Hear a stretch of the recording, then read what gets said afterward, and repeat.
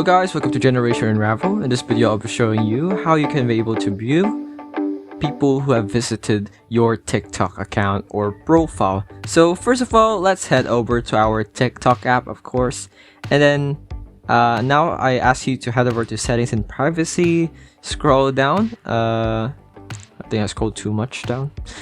Okay, all we need to do now is click on the privacy button over here, and then now we need to scroll down until we find something called profile views, and make sure that this is enabled or turned on by clicking on the switch. Just flick on the switch and it should be good to go, because even if you didn't go to the settings and just went ahead to where we're going to be going, which are these footsteps, it would be asking you to turn on the same thing. So better to do it earlier than to do it again and again, right? So here we are already.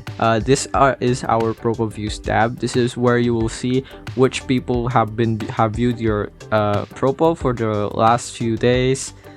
But for me, so far, no one has viewed my profile because I do not post any content on TikTok. But for you, there should be some people. But yeah, I hope this video helped you. Like, comment, and subscribe if it did. This is Generation Unravel, and see you in the next one. Bye bye.